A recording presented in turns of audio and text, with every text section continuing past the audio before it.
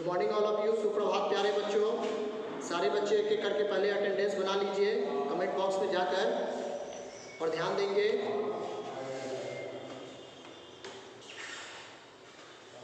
आज हम लोग पढ़ेंगे पेज नंबर 29। ठीक है, सारे बच्चे पेज नंबर 29 निकालिए और ध्यान देंगे।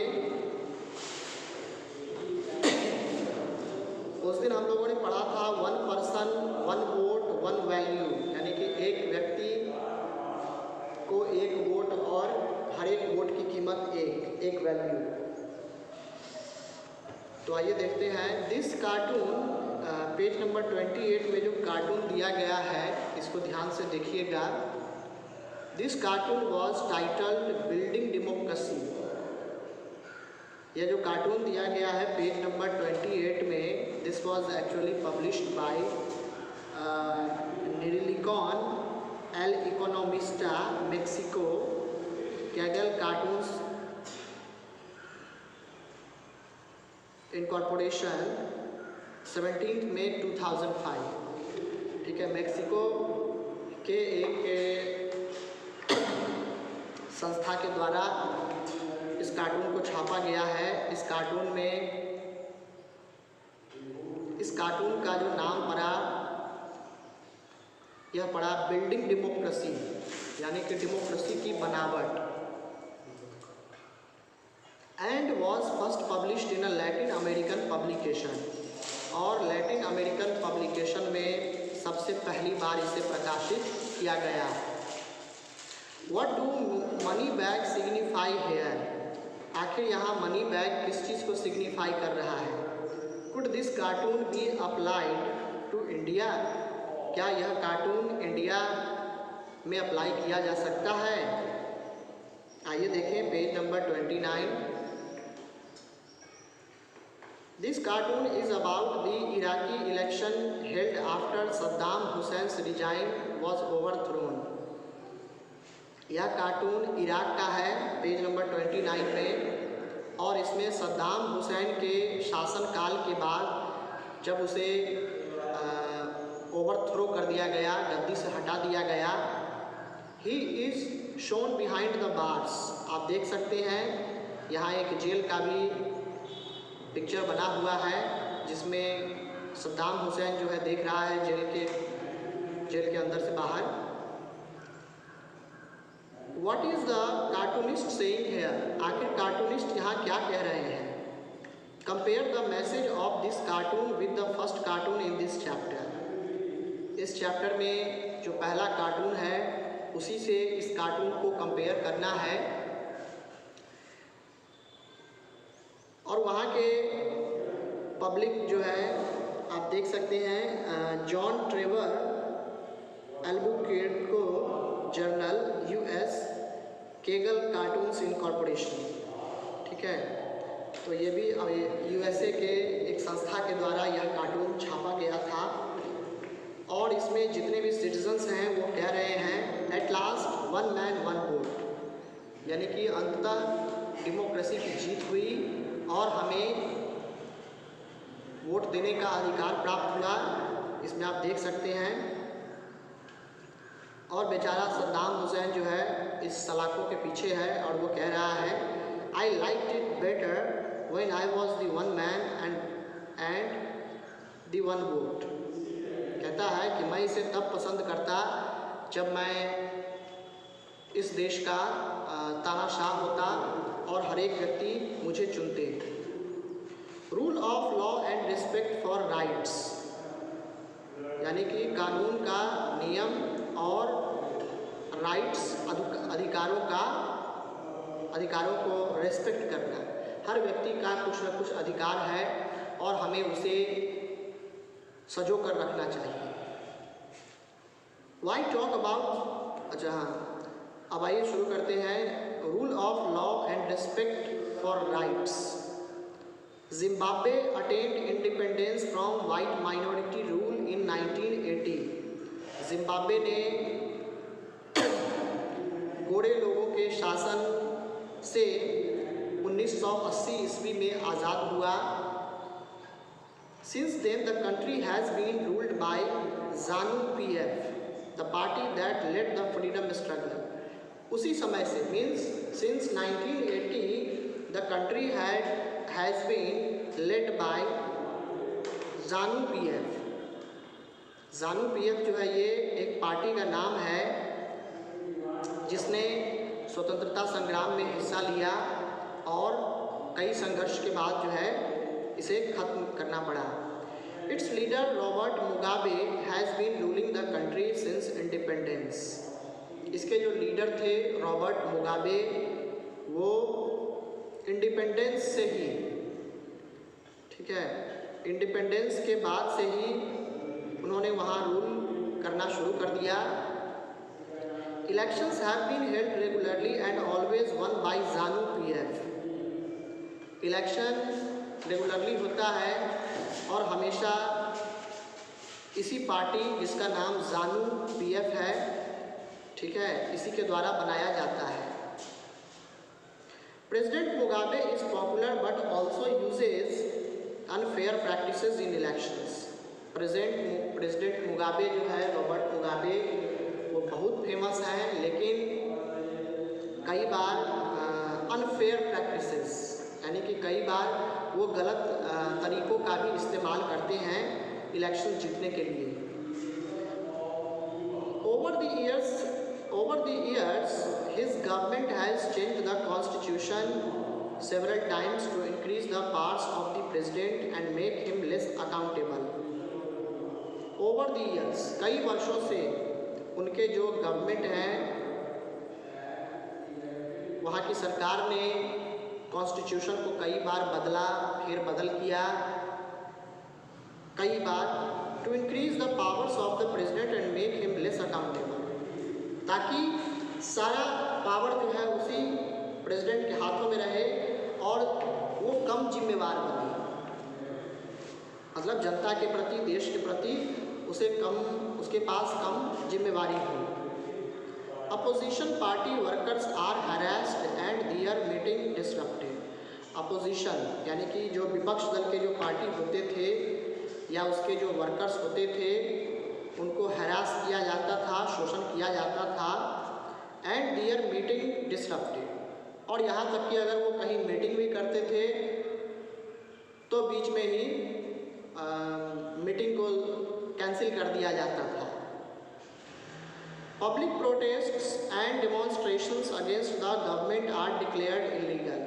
पब्लिक प्रोटेस्ट यानी कि जो पब्लिक प्रोटेस्ट करना चाहेगा, किसी चीज़ के खिलाफ जाएगा, कोई धरना प्रदर्शन करेगा, and demonstrations against the government, protest और डेमोन्स्ट्रेशन गवर्नमेंट के विरुद्ध, इसे इलीगल माना गया है जिम्बाब्वे में। There is a law that limits the right to criticise the president, ठीक है, यानी कि एक नियम भी है कि आप प्रेसिडेंट को बुरा भला नहीं कह सकते हैं, यू कांट क्रिटिसाइज हिम, आप उसे क्रिटिसाइज नहीं कर सकते हैं। Television and radio are controlled by the government and give only the ruling party's version. वहाँ पर जो भी टेलीविज़न और जो रेडियोज़ हैं, उनको गवर्नमेंट के द्वारा, सरकार के द्वारा जो है, सुझाव के द्वारा जो है चलाया जाता है। Only the ruling parties version, यानी कि जो भी रूलिंग पार्टी उसे कहता है वही टेलीविज़न चैनल वाले, न्यूज़ चैनल वाले, रेडियोज़ वाले दिखाते हैं, सुनाते हैं। There are independent newspapers but the government harasses those journalists who go against it. बहुत सा यानी कि न्यूज़पेपर्स जो है वहाँ पर इंडिपेंडेंट है, मतलब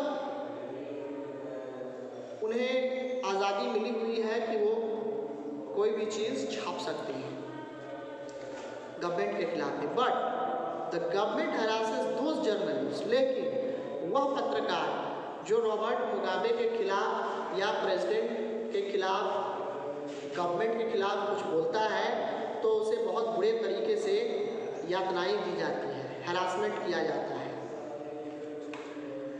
the government has ignored some court judgments that that went against it. यहाँ तक कि सरकार के विरुद्ध जो केसेस गए कोर्ट में, ठीक है, उसे भी क्या किया गया, तो उसने इग्नोर कर दिया गवर्नमेंट ने. एंड हैज़ प्रेशराइज्ड जजेस, और उसने जजों को भी प्रेशराइज किया कि you can not go beyond the government. ठीक है, आप गवर्नमेंट के खिलाफ नहीं जा सकते. You can't go against the government, against the ruling party. ठीक है, और जज को भी डराया धमकाया, प्रेशर दिया कि आप मेरे पक्ष में, सरकार के पक्ष में फैसला लें. The example of Zimbabwe shows that popular approval of the rulers is necessary in a democracy. यहाँ हम अगर जिम्बाब्वे का अगर एग्जाम्पल लें तो हम यह बता सकते हैं कि popular approval of the rulers is necessary in a democracy.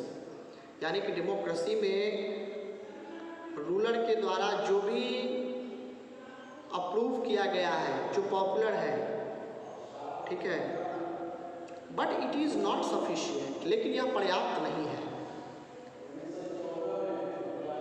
Popular governments can be undemocratic. Popular governments ऐसा नहीं है कि वो डेमोक्रेटिक ही हो सकता है. It could be undemocratic. Popular leaders can be autocratic. Popular leaders जो होते हैं ऑटोक्रेटिक हो सकते हैं. If we wish to assess a democracy, it is important to look at the elections. अगर हम डेमोक्रेसी के बारे में चर्चा करें तो सबसे पहले हमें इलेक्शन के इम्पोर्टेंट को समझना होगा कि आखिर इलेक्शन क्यों होता है.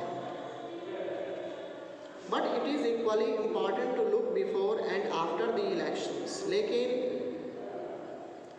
उतना ही ज़रूरी है कि इलेक्शन के पहले और इलेक्शन के बाद, ठीक है, वहाँ इलेक्शन के दौरान जो भी घटनाएं घटी, उससे पहले जो भी घटी और उसके बाद जो हुई, ठीक है, इस चीज़ को समझने की ज़रूरत है. There should be sufficient room for normal political activity including political opposition in the period before elections. कहता है कि there should be sufficient room for normal political activity. Normal political activity के लिए एक सफिशिएंट, एक पर्याप्त रूम होना चाहिए, इंक्लूडिंग पॉलिटिकल अपोजिशन, जिसमें पॉलिटिकल अपोजिशन भी आ जाएंगे in the period before elections, election के ठीक पहले. This requires that the state should respect some basic rights of the citizen. इससे ये पता चलता है कि स्टेट को भी, किसी राज्य को भी मनुष्य का जो बेसिक राइट्स हैं, ठीक है, वो आप उसे नहीं जुटला सकते हैं. This requires that the state should respect some basic rights of the citizen. इसके लिए किस चीज़ की ज़रूरत पड़ती है, तो स्टेट गवर्नमेंट को, स्टेट को भी लोगों को जो बेसिक राइट्स दिए गए हैं उसका रिस्पेक्ट, उसका आदर सम्मान करना होगा. They should be free to think, to have opinions, to express these in public, to form associations, to protest and take other political actions. ठीक है, यानी कि लोगों को छूट मिलना चाहिए ताकि वो सोच सकें, टू हैव ओपिनियंस, अपनी विचारधाराओं को आपस में शेयर कर सकें, to express these in public, politics के बारे में, सरकार के बारे में, एग्जिस्टिंग गवर्नमेंट्स के बारे में, अपोजिशन पार्टी के बारे में खुले में वो पब्लिकली चर्चा कर सकें. टू फॉर्म एसोसिएशंस, कोई संगठन का निर्माण कर सकें. To protest and take other political actions, या पॉलिटिकल एक्शंस को लिया जा सके, उसको, उसकी सुरक्षा करें. Everyone should be equal in the eyes of law. कानून की नज़र में सभी एक समान हैं. These rights must be protected by an independent. Why talk about Zimbabwe? I read similar reports from many parts of our own country why don't we discuss that. ये छोटी बच्ची कहती है कि आखिर हमें जिम्बाब्वे के एग्जाम्पल्स को पढ़ने की क्या ज़रूरत है, जबकि हमारे देश में ही कुछ ऐसे हिस्से हैं जहाँ पर सुझाव की ज़रूरत है, जहाँ सुधार की ज़रूरत है। तो आखिर वहाँ देश क्यों नहीं जाता है, उसके बारे में क्यों नहीं बात करता है? Why don't we discuss that, हम उसके बारे में क्यों नहीं चर्चा करते हैं? These rights must be protected by an independent judiciary whose orders are obeyed by everyone। और ये लोगों को जो सर्टेन जो बेसिक रूल्स दिए गए हैं, बेसिक राइट्स जो दिए गए हैं लोगों को, ठीक है, उसकी रक्षा कौन करता है? It is independent judiciary. Independent judiciary इसकी रक्षा करता है। whose orders are obeyed by everyone, जिसका ऑर्डर सभी मानते हैं। We shall read more about these rights in chapter 6। Chapter 6 में इन नियम कानून के बारे में हम आगे पढ़ेंगे। Similarly, there are some conditions that apply to the way a government is run after the elections। इसी तरह से गवर्नमेंट की क्या परिस्थिति होती है इलेक्शन जब खत्म हो जाता है, जब कोई पार्टी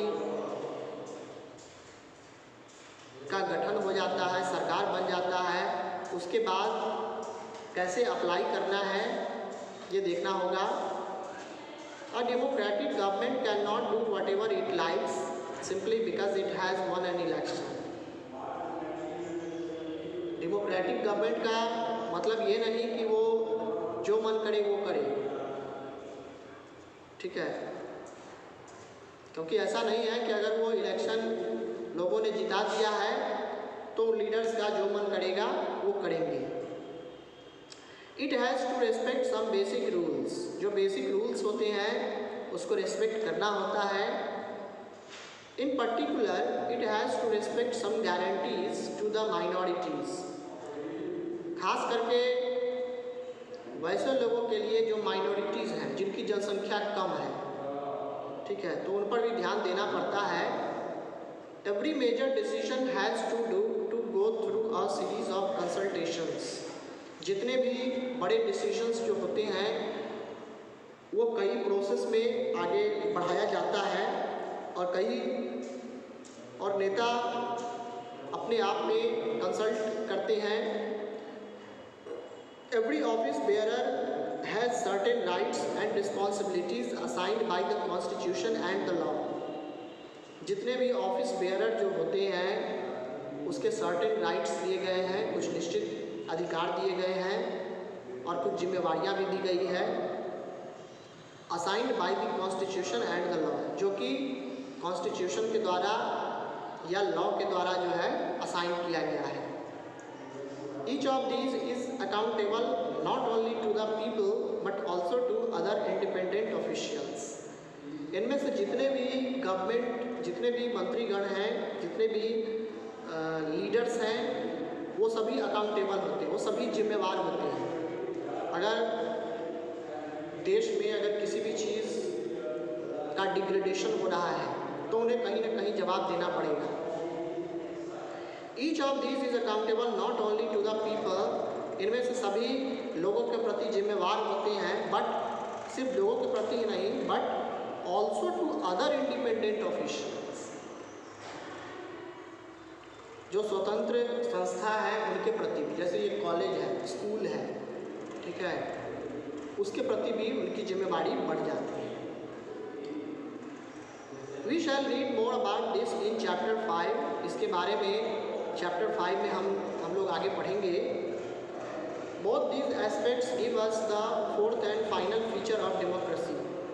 इन दोनों पहलुओं को देखें तो डेमोक्रेसी का फाइनल फीचर यानी कि एक विशेषता निकलती है इसमें से, वो है a democratic government rules within limits set by a constitutional law and citizens right.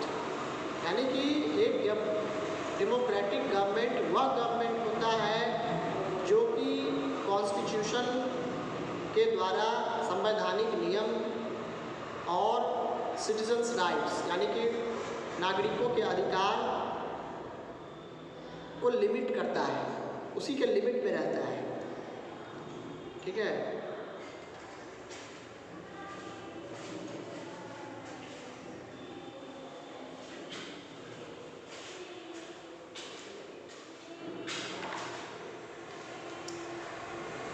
उसके बाद यहाँ आप एक और भी तस्वीर देख सकते हैं। उसके बाद है समरी डिफिनीशन। एक बार आइए फिर से जो भी हम लोगों ने डेमोक्रेसी के बारे में पढ़ा है डिफिनीशन, ठीक है, उसको एक बार समराइज करें। Let's summarise what democracy is. Let us sum up the discussion so far. We started with a simple definition that democracy is a form of government in which the rulers are elected by the people. Democracy में हम लोगों ने पढ़ा कि democracy एक ऐसी शासन प्रणाली है जिसे लोगों के द्वारा चुने गए लीडर्स के द्वारा चलाया जाता है। We found that this definition was not adequate unless we explained some of the key words used in it. हम लोगों ने इस definition को पढ़ने के बाद पाया कि यह शायद डेमोक्रेसी का उपयुक्त definition नहीं होगा, क्योंकि कुछ की वर्ड्स की फीचर्स भी हम लोगों ने पढ़ा है इसमें। Through a series of examples, we worked out 4 features of democracy as a form of government। यानी कि ये जो एग्जाम्पल्स आप देख रहे हैं इसमें 4 अलग अलग विशेषताएं दी गई है जिससे आप डेमोक्रेसी को समझ सकते हैं कि डेमोक्रेसी आखिर गवर्नमेंट का कौन सा फॉर्म होता है और इसकी क्या विशेषताएं हैं। Accordingly, democracy is a form of government in which rulers elected by the people take all the major decisions. Democracy वह शासन व्यवस्था है जिसमें लोगों के द्वारा जो लीडर चुना जाता है वो सारे मेजर डिसीजंस लेता है। Next, elections offer a choice and fair opportunity to the people to change the current rulers. Election से लोगों को अलग अलग चॉइसेस मिलता है ताकि वो अपने अनुसार रूलर को चुन सके। ठीक है, people have different choices to choose from. Next, this choice and opportunity is available to all the people on an equal basis. अगर ये चॉइस देखें और यह अपॉर्चुनिटी को जो कि हमारे पास उपलब्ध है टू ऑल द पीपल, सिर्फ हमारे पास मतलब कि पूरे सिटीजन्स के पास, ऑन एन इक्वल बेसिस, और वो भी इक्वल बेसिस पे। ऐसा नहीं है कि किसी को ज़्यादा मिल रहा है किसी को कम ध्यान दे रही है सरकार। The exercise of this choice leads to a government limited by basic rulers of the Constitution and citizens' right. इस चॉइस के जो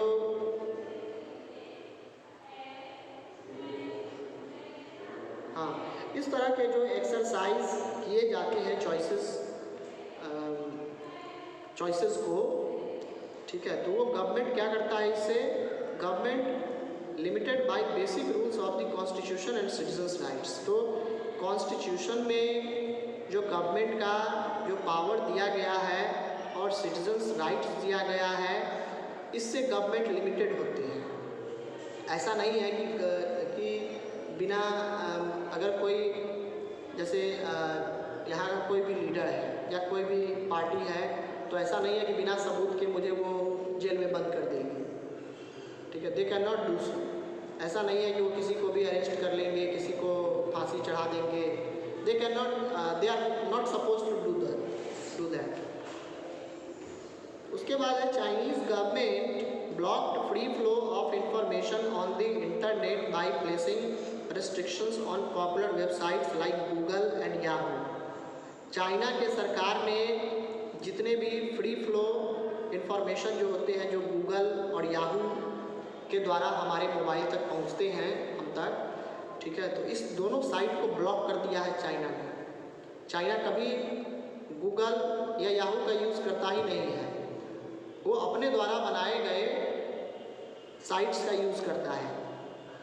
The image of tanks and an unarmed student reminds the reader of another major event in recent Chinese history. Find out about that event. आप देख सकते हैं यहाँ एक तस्वीर दी गई है, इसमें एक बच्चा जो है, एक स्टूडेंट कई सारे टैंक्स और अनआर्म्ड फोर्सेस को देख रहा है। ठीक है, तो बच्चों आज के लिए इतना ही। नेक्स्ट डे हम लोग फिर से आगे इसे कंटिन्यू करेंगे। ठीक है, आज के लिए इतना ही। God bless you. Thanks for watching this video and have a good day.